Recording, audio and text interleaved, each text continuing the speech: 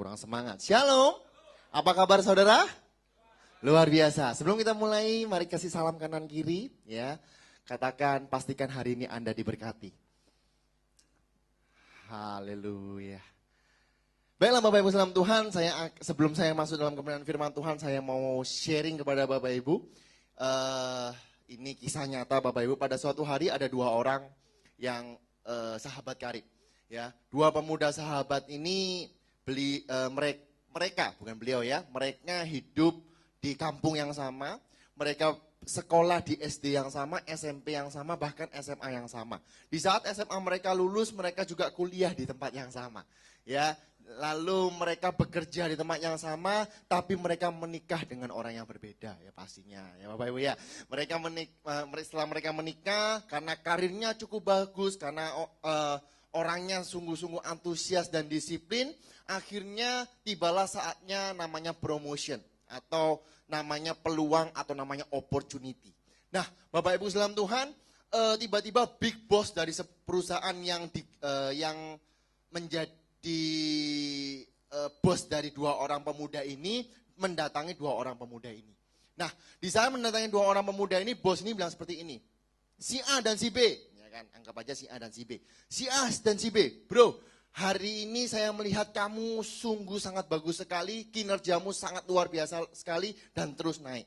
Nah, hari ini saya sebagai big boss, saya mendapatkan sebuah peluang bisnis, opportunity bisnis yang sangat besar.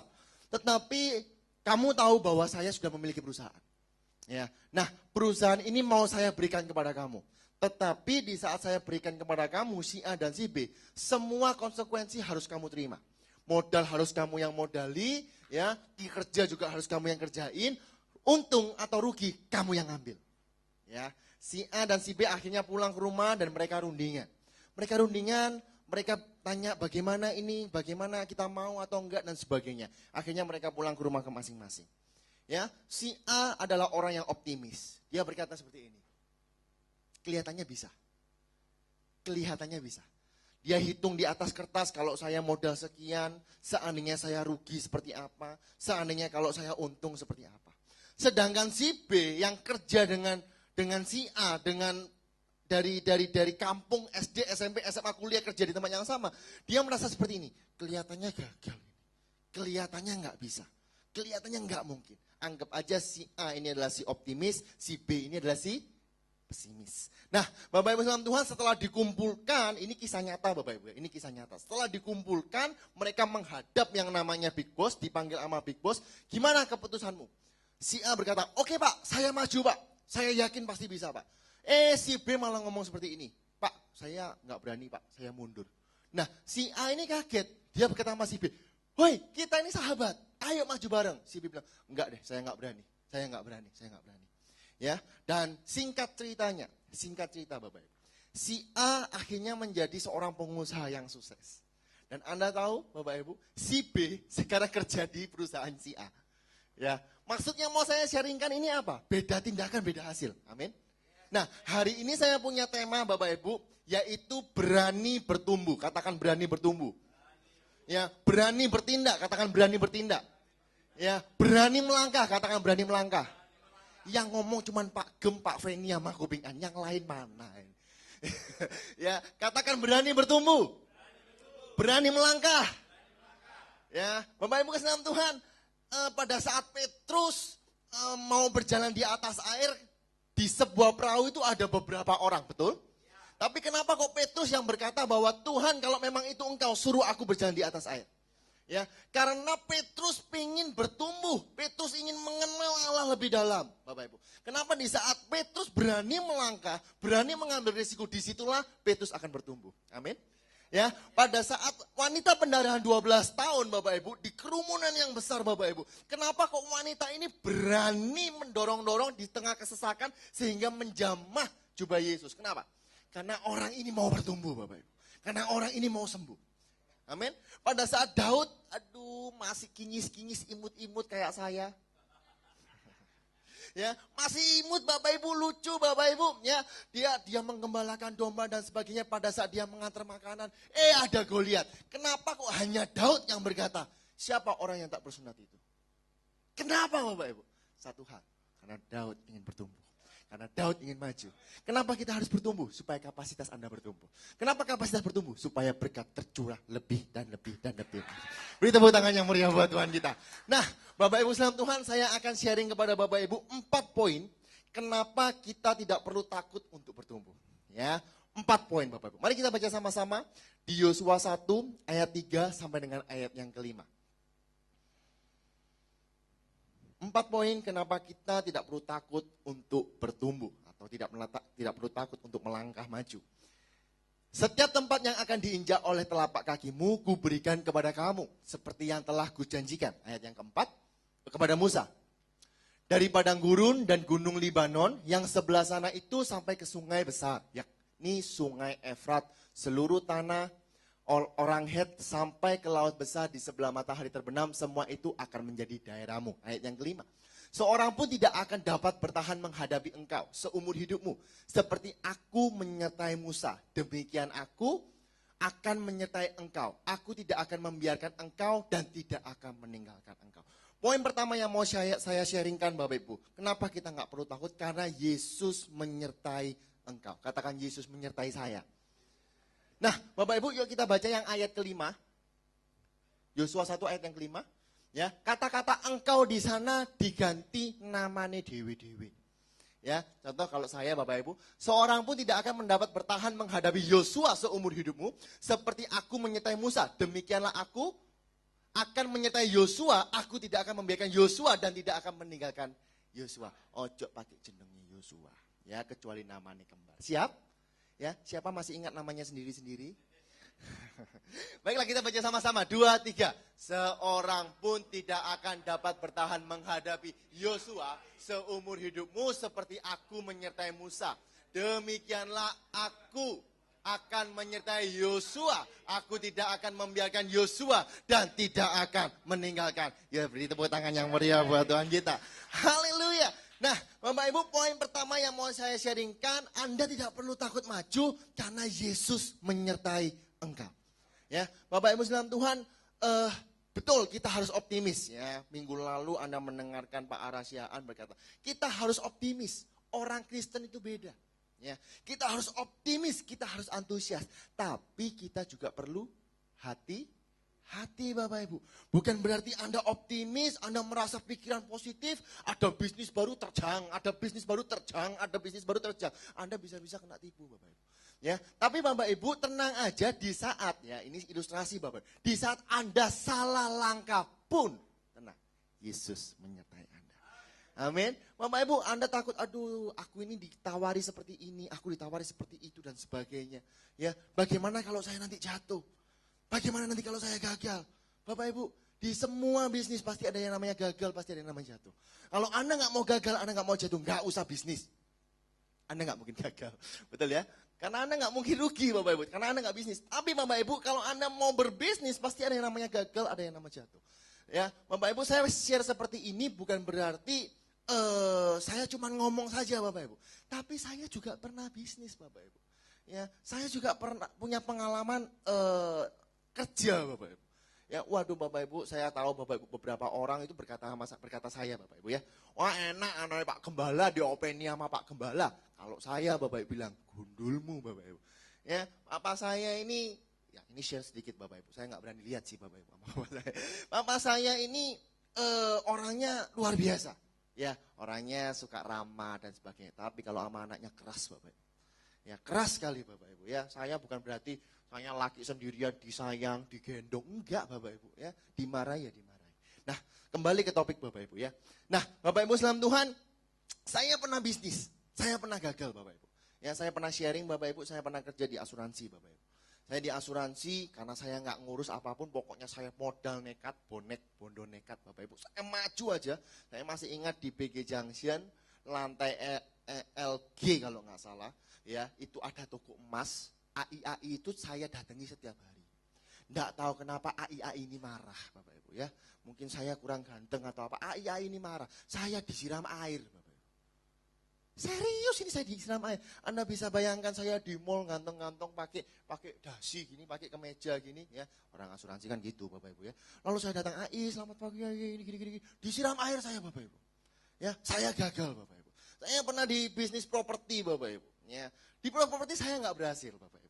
Ya, yang mau saya sharingkan seperti ini Bapak Ibu. Saya pernah kerja bukan kerja, saya membantu mengurus surat-surat izin di San Liu Chiu. Do you understand San Liu Chiu? Ya, 369. Ya, sego gorengi hauce Bapak Ibu. Mek bayar dewe-dewe. Ya, nah Bapak Ibu saya pernah kerja di kerja untuk mengurus perizinan Depot 369 atau San Liu Chiu, yaitu izin pariwisata dan izin HU. Ya, saya masih belum punya pengalaman sama sekali, saya masih polos sekali karena saya masih masih SMA kalau nggak salah. Ya, kebetulan saya yang ditunjuk. Nah, Bapak Ibu, kenapa saya disuruh suruh ngurus izinnya? Karena ada cucu dari yang punya Depot 369 ini baru pulang dari Australia. Nah, baru pulang dari Australia biasanya kan hidupnya benar.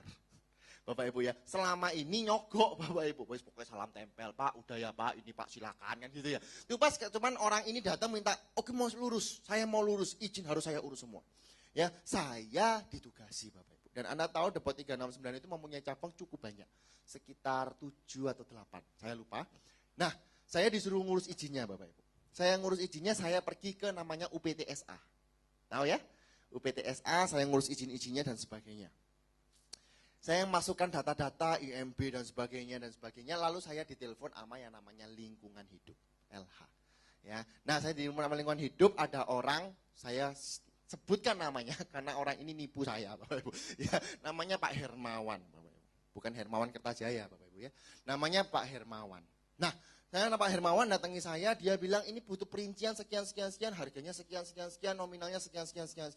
Satu outlet itu untuk HO aja butuh biaya sekian, pariwisata biaya sekian dan sebagainya. Nah, otomatis saya sebagai orang yang baru, saya mempunyai pemikiran yang polos, tapi juga hati-hati, betul ya? Nah, saya datang pergi ke kantornya Bapak Ibu, saya masih ingat lantai 4. Saya masuk ke lantai 4, saya ketemu dengan orang resepsi ini Bapak Ibu, resepsi LH ini. Nah, saya ketemu dengan resepsi LH ini, saya ngomong, permisi Bu, saya mau ketemu dengan Pak Hermawan. Dia tanya, Pak Hermawan siapa? Ya, Pak Hermawan lingkungan hidup izin HO. Oh iya Pak, di sana itu saya ditunjukkan Bapak, di sana itu ada kantor kecil di situ tempatnya. Ya, di situ tempatnya. Oh iya, saya ke sana Bapak Ibu. Rame Bapak Ibu, baju dinas semua. Lalu saya tanya, permisi, saya mau ketemu dengan Pak Hermawan. Oh iya, ditunggu ya, masih ke toilet. Ya, ketemu Bapak Ibu dengan Pak Hermawan. Oh, berarti ini yakin ini orang dalam. Kan gitu ya Bapak Ibu ya. Ayo Anda lihat seperti itu berarti udah pasti orang dalam ya. Nah, setelah itu saya keluar Bapak Ibu. Saya keluar, saya urus biaya-biaya dan sebagainya, saya transfer. Untungnya puji Tuhannya, saya telepon ke bosnya, Pak transfer ke saya dulu Pak, nanti saya transfer. Enggak, ya Pak langsung transfer ke sana Pak. Pak langsung transfer ke sana Pak. Pak langsung transfer. Anda tahu satu izin keluar, 7 izin ini gak metu-metu Bapak Ibu. Sisanya nggak keluar-keluar. Saya telepon, tiba-tiba mailbox. Nggak bisa ditelepon. Wah, curiga nggak Bapak Ibu? 2-3 bulan kemudian saya datangi lagi ke LH Bapak Ibu, ke lingkungan hidup. Saya ke lantai 4 ketemu dengan resepsi yang sama. Anda bisa bayangkan, Anda harus hati-hati Bapak. Anda harus hati-hati. Ya, saya ketemu dengan resepsi yang sama, saya bilang seperti ini. Mbak ya pas itu. Mbak, saya mau ketemu dengan Pak Hermawan. Pak Hermawan siapa? Pak Hermawan LH izin HU. Oh di sini nggak ada yang namanya Pak Hermawan. Orang yang sama yang saya tanyain loh Bapak Ibu. Loh, saya 3 bulan yang lalu saya kesini kok Pak. Kesini kok Mbak. Gitu. Oh iya, tapi nggak ada. Saya bilang itu loh kantornya di sana gitu loh. Oh ya coba aja masuk ke dalam. Saya masuk Bapak Ibu ke dalam. Banyak orang juga. Saya bilang permisi, saya mau ketemu dengan Pak Hermawan. Oh di sini nggak ada yang namanya Pak Hermawan. Lu bisa bayangkan gak Bapak Ibu? Nah saya ini transfer ke siapa Bapak Ibu? Ya, waduh Bapak Ibu, saya itu telepon Bapak Ibu, nomor teleponnya 3 nggak bisa ditelepon semua. Ya sampai sekarang saya kadang-kadang nyoba telepon mailbox ya udahlah, ya kan. Bapak Ibu itu total itu sekitar 80 sampai 100 juta Bapak Ibu. Saya anak SMA Bapak Ibu, megang uang 5 juta enggak pernah Bapak Ibu, ya kan? Nah, saya harus terima berapa? Saya harus nempuh 80 juta Bapak Ibu atau 100 juta. Waduh Bapak Ibu, saya bergumul Tuhan piye gitu Tuhan piye gitu. Saya itu hampir 3 bulan itu molor Bapak Ibu, enggak berani ketemu ownernya Bapak Ibu. Ya. Yosua, gimana Yosua? Oh iya, Pak, masih proses. Masih proses, tapi ya perusahaan didatangi Satpol PP terus Bapak Ibu. Akhirnya saya harus ngaku Bapak Ibu, karena mau nggak mau nantinya juga akan terungkap, betul ya? Saya datangi kepada ownernya, saya bilang, Pak, ya ini saya kelihatannya kena tipu, ya, kena tipu. Loh kok bisa kena tipu? Saya tunjukkan Bapak Ibu, ada belangko pembayaran Bapak Ibu. Saya dikasih Bapak Ibu, ya saya dikasih belangko pembayaran, Dinas Lingkungan Hidup, izin gangguan dalam kurung HO, kan gitu ya. Telah membayar bla bla bla bla bla bla bla bla bla bla bla. Pak, ini saya bayar sekian. Saya nggak ngambil uang sama sekali. Ya, dipanggil saya dengan Satpol PP. Saya ke Satpol PP, Bapak. Saya tunjukkan. Ya. Tahu Anda saya tunjukkan apa yang dibilang Satpol PP, Bapak. Ini tidak resmi karena nggak ada capnya. Tapi ada belangkonya, Pak. Iya, tapi nggak ada capnya. Kon. Ya. Akhirnya apa Bapak Ibu? Saya cuma bilang, kok ya apa gue enak wis ngomong enak-enak, jujur aja. Kalau Yosua bayar langsung 80 juta, ya Yosua enggak bisa. Saya bilang gitu Bapak Ibu. Dalam hati saya SMA, saya dikasih uang jajan paling ya cetio sebulan. Ya kan 1 juta lah sebulan ya. 80 juta berarti saya harus bayar 80 bulan. Waduh ya kan. Ya, tapi di saat saya sharing seperti itu, saya ngomong dan sebagainya. Lalu ownernya bilang ini, "Udahlah. Gak apa-apa kalau memang kamu ngelakukan seperti ini, kamu ketipu ya memang bukan salahmu. Ya kan? Memang bukan salahmu. Sudah wis tak bebas no. Saya gak bayar Bapak Ibu. Maksudnya apa Bapak Ibu? Di saat kita salah langkah pun, di saat kita salah bertindak pun, Tuhan tetap menyertai Anda. Apalagi kalau Anda di sebuah peluang, diberi peluang bisnis. Tuhan kalau memberikan peluang bisnis itu samar-samar awal-awal Bapak Ibu. Pasti ya. Setelah samar-samar semakin jelas. Semakin jelas. Semakin jelas. Dan di saat semakin jelas itu Anda harus melangkah Bapak Ibu. Anda harus ambil kesempatan itu daripada hilang. Karena kesempatan tidak akan datang kedua kali. Betul ya? Hidup Anda sekali. Ya, kalau Anda mau melihat mujizat Tuhan, ya Anda harus berani melangkah. Amin. Anda harus berani bertumbuh. Mungkin Anda hari ini mengalami masalah dan harus membuat sebuah keputusan Bapak Ibu yang sangat besar. Satu hal, berdoa Bapak Ibu. Dan apabila memang Anda harus membuat keputusan, buatlah keputusan Bapak Ibu. Percayalah bahwa Tuhan menyertai. Amin, tepuk tangan yang meriah buat Tuhan kita. Jadi yang pertama Bapak Ibu, kenapa kita harus bertumbuh, kenapa kita gak perlu takut, karena Yesus menyertai kita. Ayat 6 berkata seperti ini, Yosua 1 ayat 6. Kuatkan dan teguhkanlah hatimu. Bapak Ibu. Anda harus kuat dan Anda harus teguh. Masalah ada, pasti ada Bapak Ibu. Kalau Anda gak mau punya masalah, Anda harus tidur di peti mati Bapak Ibu. Di situ masalah selesai. Ya, tapi di saat Anda hidup, kalau Anda mau bertumbuh, Anda pasti harus dapat masalah, Bapak Ibu. Tapi tenang, masalah itu tidak akan pernah melebihi kekuatan kita. Amin. Yang kedua, Bapak Ibu, mari kita baca sama-sama Roma 8 ayat 17. Roma 8 ayat 17. Bisa? Oke, kita baca sama-sama. 2, 3. Dan jika kita adalah anak, maka kita juga adalah ahli waris. Maksudnya orang-orang yang berhak menerima janji-janji Allah. Yang akan menerimanya bersama-sama dengan Kristus, yaitu jika kita menderita bersama-sama dengan Dia. Yang pertama tadi, supaya kita juga dipermuliakan bersama-sama dengan Dia. 8:17a, kembali lagi. Dan jika kita adalah anak, maka kita juga adalah ahli waris. Kenapa kita nggak perlu takut? Karena kita ini adalah anak dan karena kita ini adalah ahli waris. Katakan kita adalah ahli waris. Katakan karena kita adalah anak. Nah, Bapak Ibu dalam Tuhan, saya mau ilustrasikan seperti ini Bapak Ibu. Saya punya anak Bapak Ibu, 2. Ya, satu namanya Yvonne, satu namanya Brandon. Itu Yvonne yang di belakang. Nah, saya punya anak ini lucu sekali Bapak Ibu. Dan saya nggak tahu Bapak Ibu. Ya, doktrin anak ini kadang-kadang agak aneh Bapak Ibu. Loh, kok bisa aneh Pak? Anak ini hobi buka kulkas Bapak Ibu. Coba Anda lihat.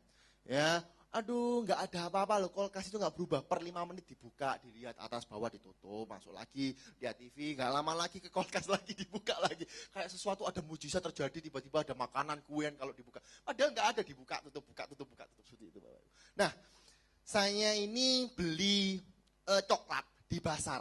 Anda tahu ya, sekarang kan lagi musim pasar. Terus buat pasar online ya kan. Di Tunjungan Plaza ada pasar, di Galaxy Mall ada pasar, di Supermall. Pokoknya di mana-mana ada pasar online. Nah, saya itu beli coklat Bapak Ibu. Ya, saya itu beli coklat. Coklat ini ada dark coklat, ada yang isinya Baileys, ada yang isinya apa, pokoknya liquid gitu Bapak Ibu ya. Nah, saya itu beli coklat Bapak Ibu, saya beli dark coklat sama satu lagi yang Baileys. Nah, dark coklat ini Bapak Ibu atasnya ditaburi kopi. Tahu ya? Jadi ada coklat, atasnya ditaburi kopi Bapak Ibu. Jadi bener-bener bukan coklat-coklat kayak Silver Queen, enggak Bapak Ibu, ini dark coklat pahit sekali Bapak Ibu. Ya. Nah, Bapak Ibu dalam Tuhan, saya itu beli, saya taruh ke dalam yang namanya kulkas. Ya. Nah, anak saya kan ya gitu, saya pergi, anak saya buka, tutup. Tiba-tiba buka, kelihatan ada kotak-kotak dibuka. Isinya coklat. Dia isinya coklat, wow coklat, ya kan? Diambil coklatnya Bapak Ibu. Anda tahu dark coklat itu pahit atau manis? Pahit. Ada kopinya. Tambah nemen. Dicoba sama anak saya, dicokot. Cek. Apa yang terjadi? Betul ya? Pahit sekali. Nggak enak gini. Ya. Dan anak mempunyai doktrin yang berbeda Bapak Ibu. Segala sesuatu yang pahit, yang nggak enak berarti rusak. Diambil coklatnya Bapak Ibu. Dibawa ke dapur. Apa yang dilakukan? Buaknya nggak sak kotaknya. Buaknya ditumplek no. Bruk gini Bapak Ibu. Jadi coklatnya buah kabeh Bapak Ibu, buang semua. Saya datang Bapak Ibu. Saya buka pengen makan coklat itu kan, saya buka. Loh, kok hilang? Kok nggak ada? Saya tanya sama istri saya. Yang, kamu makan coklatku tak? Coklat apa? Ya coklat yang kemarin beli. Enggak makan kok. Loh, siapa yang makan? Saya pergi ke pembantu saya. Kelihatan coklat saya? Enggak ada. Ya, karena saya ngomong-ngomong coklat, anak saya nyelentuk. Coklat rusak tak, Dedi? Hah? Coklat rusak apa? Coklat rusak di kulkas, pahit. Terus di mana? Meme buang. Polos Bapak Ibu, meme buang. Pertanyaan saya, gak ngaku kamu meme. Pertanyaan saya, ya itu anak saya Bapak. Pertanyaan saya, apakah mungkin saya langsung pegang anak saya? Kurang ajar kamu, saya buka celananya, saya mungkin gak? Nah mungkin kan? Mungkin saya cuma gini, ngapain tak masuk no kulkas kan gitu. Ya kan? Kenapa Bapak Ibu? Karena ini anak saya.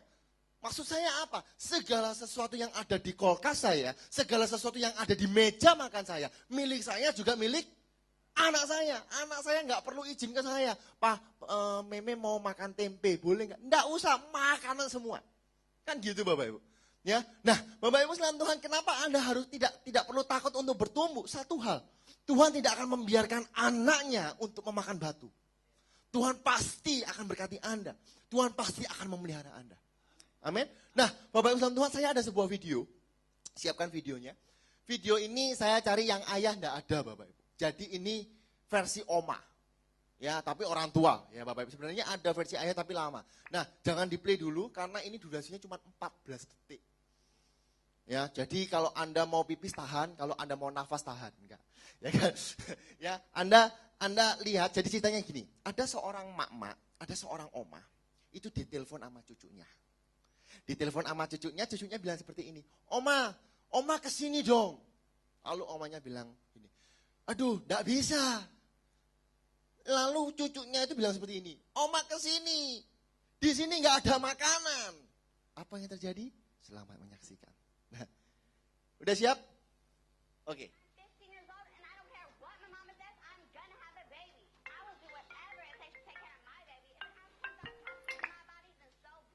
Hello, Curtis. Hey, Grandma, can you come over? I can't. I'm home alone with no food.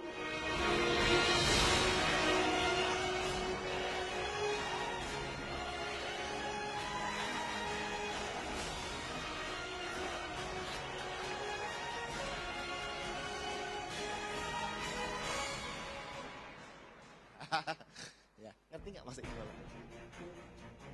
Ngerti nggak maksudnya Bapak? Bapak Ibu, Oma dibilangin sama cucunya, Oma kesini, nggak bisa. Aku nggak ada makanan. Omanya langsung mencelat Bapak Ibu, pergi ke supermarket, ngambilnya nggak satu-satu. Perak. Kenapa? Dia nggak mau cucunya kelaparan. Betul ya? Ya. Anda sebagai anak, saya sebagai ayah, ya. Saya juga sebagai anak juga, ya kan? Saya kalau kelaparan, saya percaya 100%. Apapun dalam kondisi papa saya, entah itu kelimpahan atau kekurangan, saya tidak mungkin dikasih makan batu. Saya pasti dia akan makan nasi, makanya sekarang besar.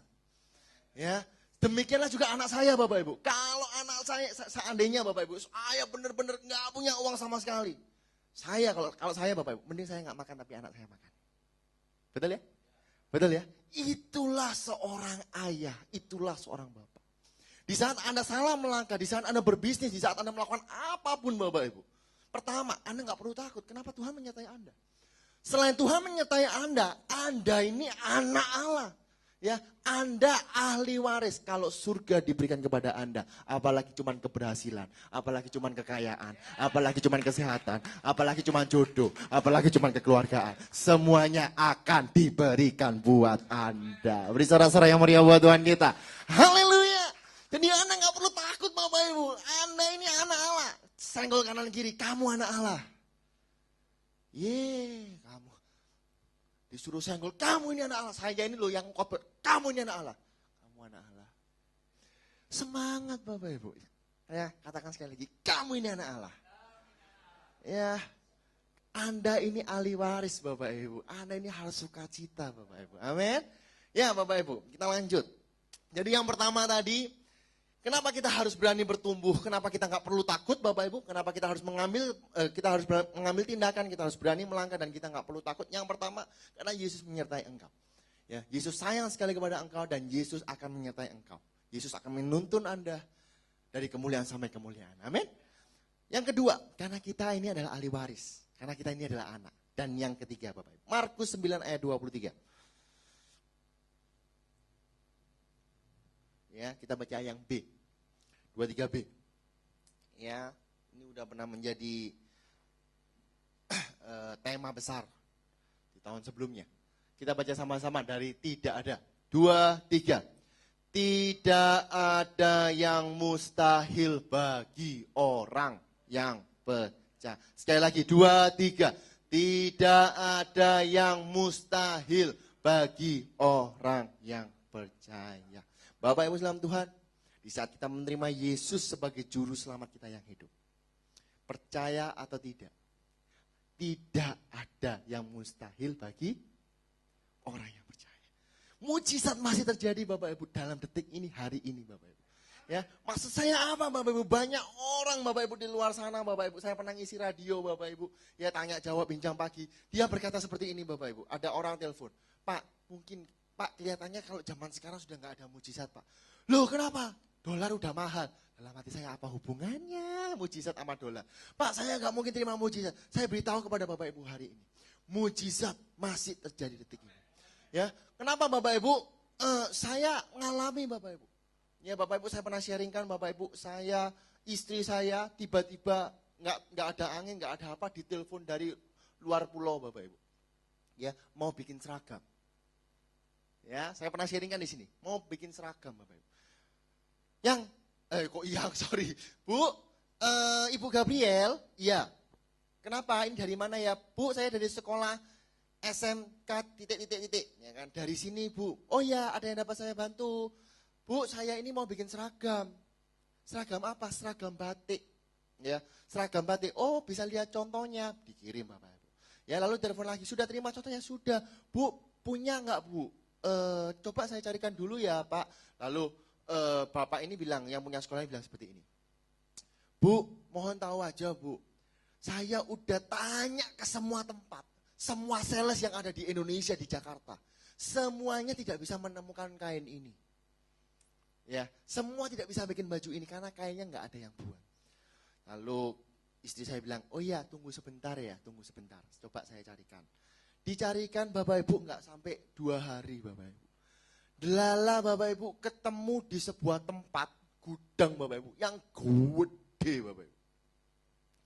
Ya, karena di tengah-tengahnya ini ada salib-salibnya, jadi susah papa saya tahu.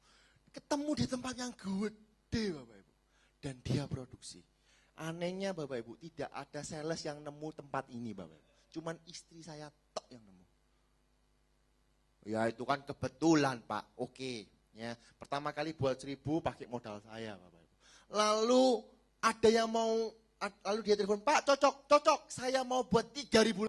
Istri saya bilang Bapak Ibu, Pak mohon maaf Pak, kalau buat 3.000 lagi saya enggak ada modal.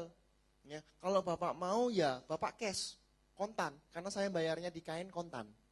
Betul ya? kontan. Oke, saya mau, saya bayar kontan.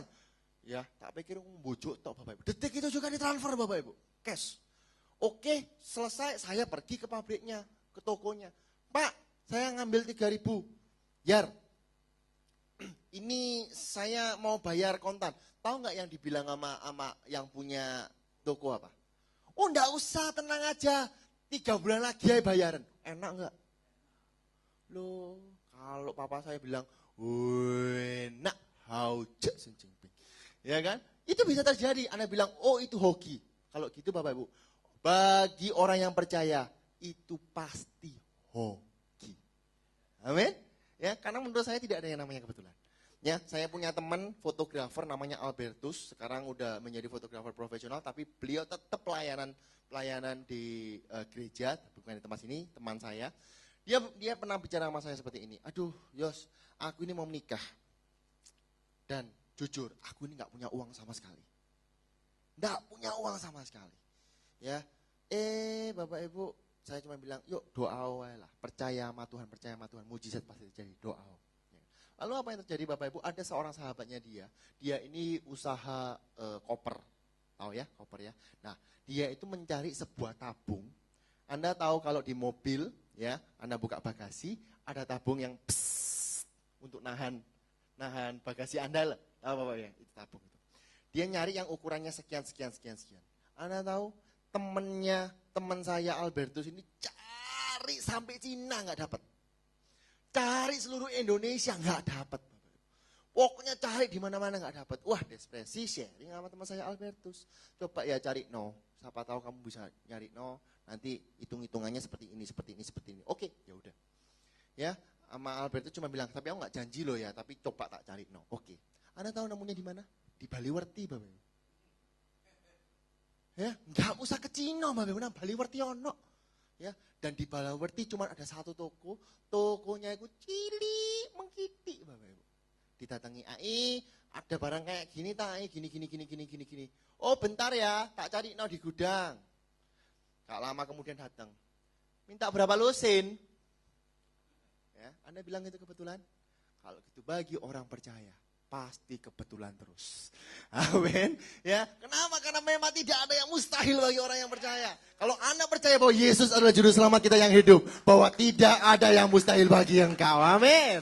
Ya, Bapak Ibu, kita harus maju, kita harus bertumbuh, Bapak Ibu. Kenapa kita nggak perlu takut untuk bertumbuh? Karena yang pertama, karena Yesus menyertai engkau. Yang kedua, karena kita ini adalah anak dan kita ini adalah ahli waris. Amin. Dan yang ketiga, karena tidak ada yang mustahil bagi orang yang percaya. Yang keempat, yang terakhir Bapak Ibu. Pengkhotbah 3 ayat yang ke-11.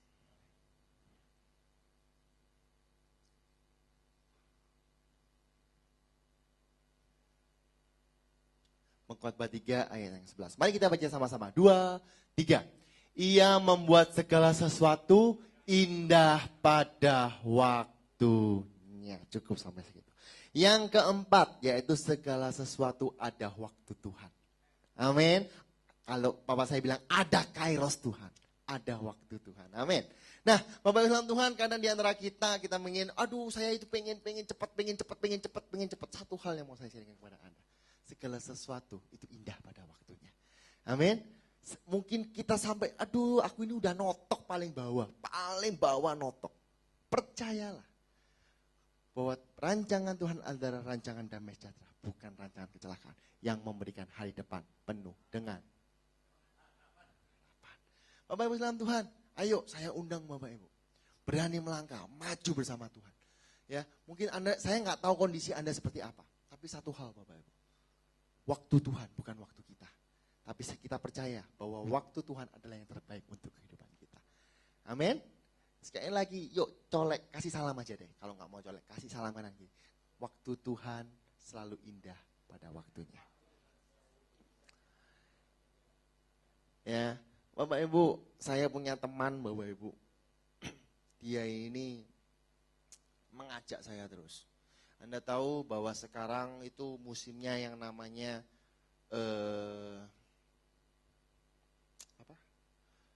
kayak yang berantai-berantai loh Bapak Ibu. Ya, MMM. Bukan, MMM. Ya, manusia membantu manusia. Tahu ya, Anda dikasih bunga 1% per hari. Enak nggak Bapak Ibu?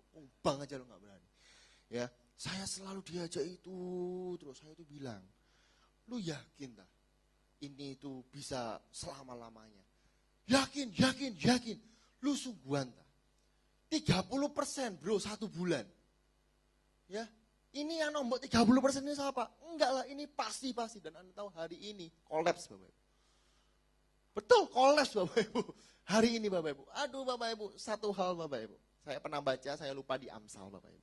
Ya, berbunyi seperti ini Bapak Ibu. Kalau Anda mendapatkan uang itu cepat Bapak Ibu, tidak akan bertahan lama.